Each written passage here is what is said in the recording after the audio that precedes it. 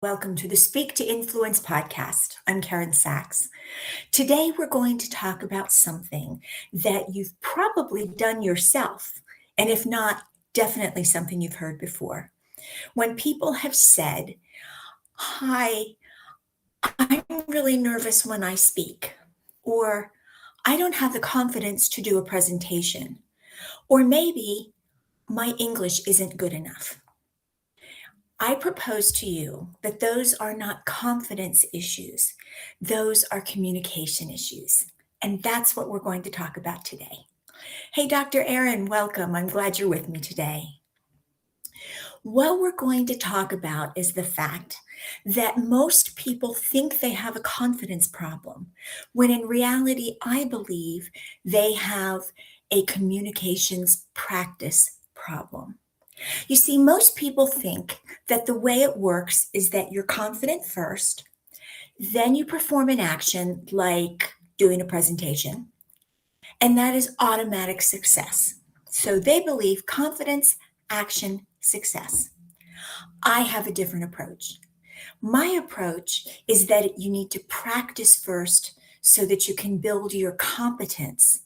And after you build your competence, then you have an action that is successful, that provides evidence to you that you can do it, and then you build your confidence.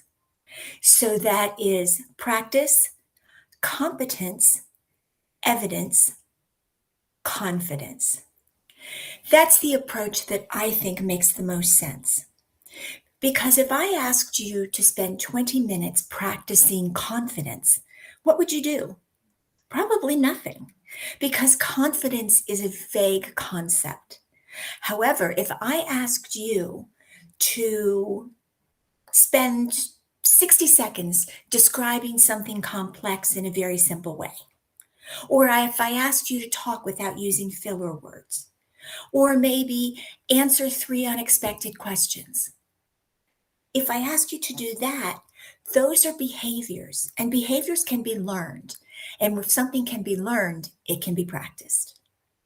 Now, the goal there is evidence, actually accomplishing your goal and having the evidence to tell your brain, hey, I did it.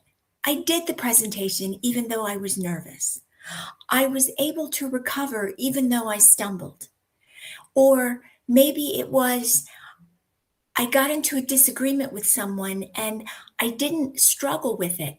I dealt with it professionally and kept my emotions under control. That is all evidence. And I have a story to tell you about me and how evidence is helping me get better at what I do. I used to be a professional motivational and marketing speaker. I spoke all over the country to all kinds of groups of all sizes for a lot of money.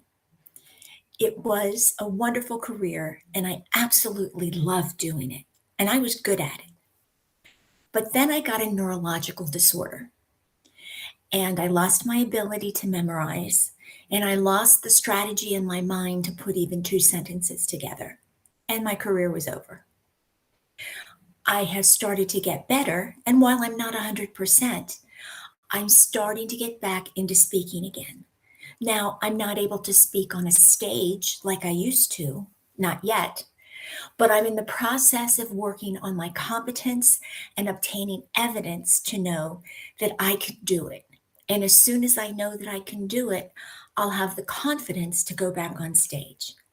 Now, what I've been doing is practicing. I'm a member of Toastmasters. So at every meeting twice a month, I go and I practice my speaking. And I'm not as good as I used to be, but I'm getting better. And this podcast is a great example. When I did my first podcast about 6 months ago, it was awful, absolutely awful. I didn't know what I was doing. I couldn't remember the words. I had notes in front of me and I read most of them. It was really a mess, but I didn't stop. I knew that I had the courage to get up and do it, even though I knew I wasn't going to succeed in the way that I wanted to. But I still did it. And that gave me enough evidence and enough confidence to go and do my next podcast. Now, it took a while, But now my podcasts are better. They're still not as good as I want them to be, but you can follow them. I don't use notes, and I speak with more confidence than I did. So practice plus competence equals evidence and confidence. And that's the process that I believe in.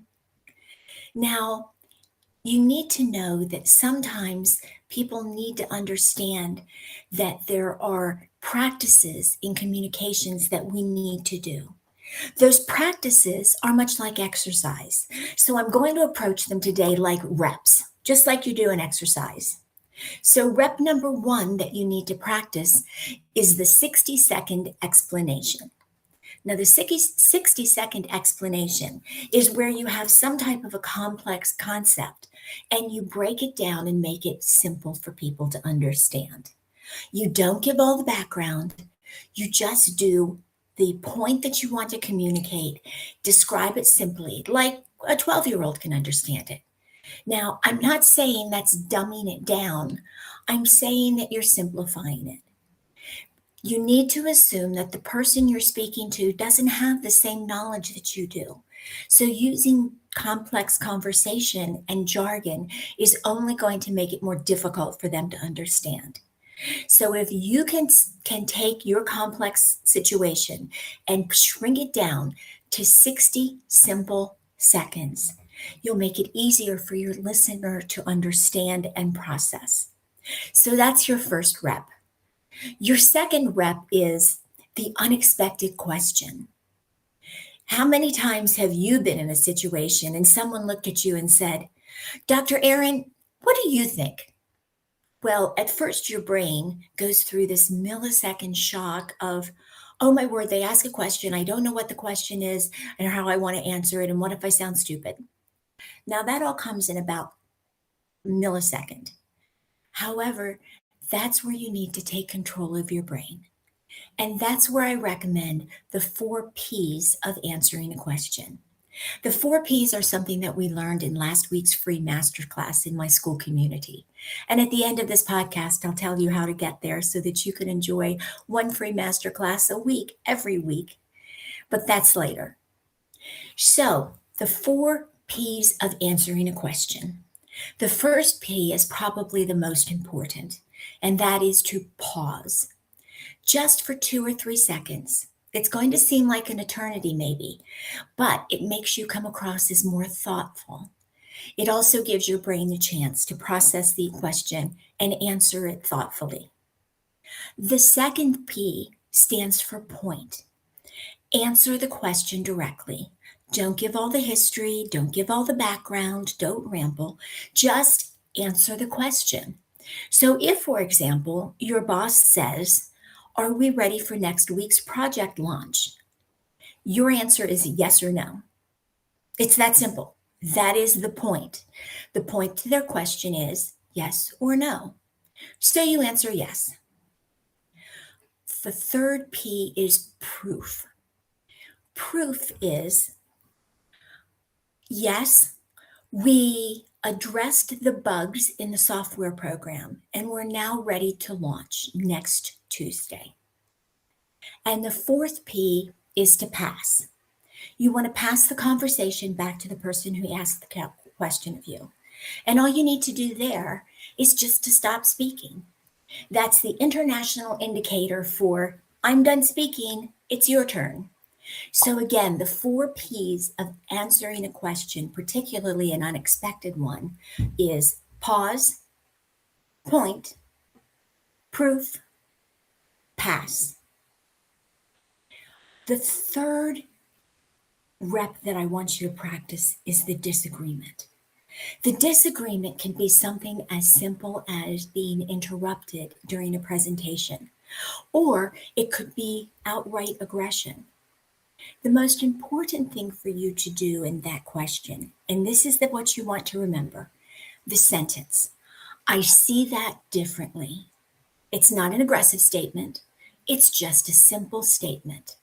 I see that differently. Remember that, because that is the secret to a disagreement.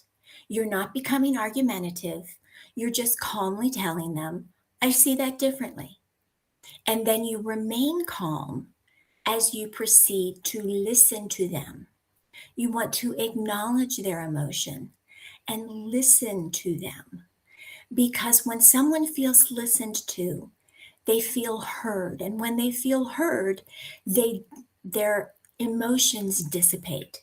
And if you remain calm, they will become calm. But it all starts with a simple sentence. I see that differently. The fourth rep I want you to know about is the recovery. Now, the recovery is when you find yourself rambling or you've lost your train of thought. When you have a situation where you need to recover, your first thing is don't panic. What you want to do is to stop and pause just for a moment to get your thoughts together. And then you say these magic words. Let me clarify that. That's simple. Let me say that more clearly. Those simple words, let me clarify, or let me say that more clearly, and then restart. Just start again. It's that simple. Catch yourself, pause, say, let me say that more clearly. And then you'll have your thoughts together and you can restart the conversation. That simple. And finally, the fifth rep that I want you to do is the ask. Now, for the ask, that's where you want to ask for a meeting or feedback. Maybe you want to ask for an opportunity.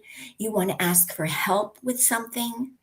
Whatever you're asking for, don't make it a 5-minute conversation. Go right to the point.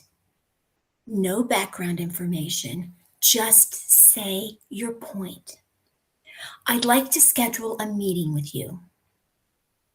I would appreciate your feedback on this. Another one might be, there's an opportunity in marketing, and I'd like to be considered for it. Maybe even for a promotion. I'd like to talk to you about I'd like to talk to you about the job that's coming open. I think I'd be a good fit. And finally, asking for help. It's as simple as saying, I'm going to need some help on this project. All of those things, right to the point. State what you need. Now, if it requires a brief explanation afterwards, that's fine. But start with the point. And then don't apologize. Start with the point, make your statement, and then have them ask you a question that you will briefly explain or provide the proof for why you should get this information or this help or this feedback or this opportunity. Whatever you need, state it simply and to the point. If you've been watching my podcast, you know that I often speak about point first communication. Point first communication is state your point, give a brief explanation, discuss next steps, stop talking. Point first communication. You want to use point first communication if somebody wants to discuss this with you. You state your point. I would like to schedule a meeting with you. That's your point. And then perhaps, what's the purpose for the meeting? That's your brief explanation. The project is going to be a little late and I'd like to discuss it with you. Next steps. Are you available to meet tomorrow afternoon? Then 4, stop talking. You want to keep it simple, to the point, and most importantly, don't apologize. There's no reason for you to apologize for asking for something. The ask can be one of the hardest of the 5 reps that we've discussed, but it's also one of the most important and one of the ones that you need to be most concise about. So let's go over those 5 reps that I want you to consider. They are the 60-second explanation, the unexpected question, the disagreement, the recovery, and the ask. 5 reps. Now, one more thing for our English as a second language guests. Often people will say, my English isn't very good, or people don't understand me through my accent. That is probably not true. People can understand your accent, and maybe you do need a little help with your pronunciation for clarity. But what you need more than anything is organization of your thoughts, point first communication, knowing how to ask questions, and finally, how to handle disagreements and recover when you stumble. Just like native English speakers, you can have wonderfully talented English as a second language speakers who do all of those things. They organize their thoughts, they handle disagreements, they use point first communication, they know how to recover, they know how to ask questions. And then you can have native English speakers that can't do any of those things and are much more difficult to understand. So, as an ESL speaker, know that your English is not the problem. Perhaps your clarity comes from organizations of your thoughts or some of those other issues. So those are the things that you work on. Finally, one of the major issues with practicing your communication skills is that a lot of people wait until the big event. They wait until the presentation day because they know what they're going to say. They wait till the meeting. They wait till the hard conversation when there's going to be a disagreement. And then they practice during the live event. That is not practice. Where you need to do this practice is in low stakes events. You need to practice them when you're at home with a buddy or with your phone and recording yourself so that you can listen to yourself. And then practice in low stakes conversations by asking more questions, by handling those unexpected questions, by recovering when you stumble. That's why I go to Toastmasters to practice my speaking. I can speak in front of a group of other Toastmasters, and even when I stumble or I need to recover, I'm doing it in a safe environment, not in front of a group of 1,000 people who are paying me. You need to practice by yourself, with a buddy, and in low-stake conversations. That's where the real practice comes in. And that's where you develop your competence so that you can experience evidence. And that's where your confidence comes into play. Now, I want to get you started on this practice. And just like physical exercise, it's something that you should do a little bit every day. And so I'm going to give you a 7-day challenge, 5 minutes every day. And here's what I want you to practice. On Monday, I want you to explain a complex conversation and do it simply in 60 seconds. Have that 60-second conversation with a buddy or record yourself and make sure that you're clear, you address your point first, and you don't ramble. On Tuesday, I want you to answer 3 unexpected questions.